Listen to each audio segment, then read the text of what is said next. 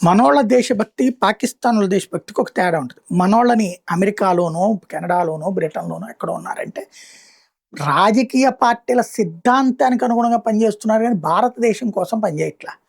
Lobbying చేయగలిగినటువంటి సిట్యుయేషన్‌లో ఉన్నోళ్ళు.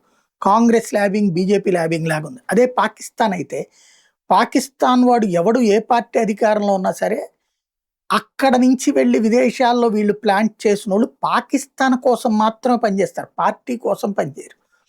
తాజాగా మనం చూసాం. ఏదైతే పాకిస్తాన్‌కి సంబంధించినోడు అమెరికాలో ఉన్నటువంటి ఈ మత సంఘీభావ విభాగానికి వెళ్ళి అక్కడి నుంచి భారతదేశంలోని ఆర్ఎస్ఎస్ చీఫ్ రావడానికి వీల్లేదని లెటర్ రాయడం దగ్గర నుంచి, కాశ్మీర్ గురించి దగ్గర నుంచి అన్నిట్లో కారు కూతలు కుయ్యడం.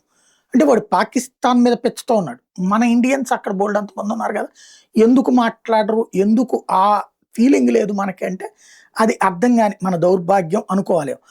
ఇప్పుడు తాజాగా టర్కీకి ఏదైతే సప్లై చేసినటువంటి డ్రోన్స్ ఉన్నాయో ఆపరేషన్ సింధూర్ సందర్భంలో, ఆ విషయంలో ఎలాగ దొరికినాయి అకస్మాత్తుగా టర్కీ నుంచి పాకిస్తాన్ కంటే, ఇప్పుడున్నటువంటి టర్కీ అధ్యక్షుడు ఎర్డోగన్‌కి బాగా దోస్తీగా తిరుగుతున్నాడు అబ్దుల్ మాలిక్ ముజాహిద్.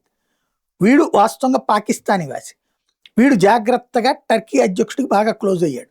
టర్కీ అధ్యక్షుడు భారత వ్యతిరేక పాకిస్తాన్ ప్రేమక ప్రకటనల వెనకాల వీడున్నాడు. వీడి దగ్గర ఉన్న అమ్మాయిలతో హనీ ట్రాప్ చేశాడు అన్నటువంటి చర్చ నడుస్తోంది.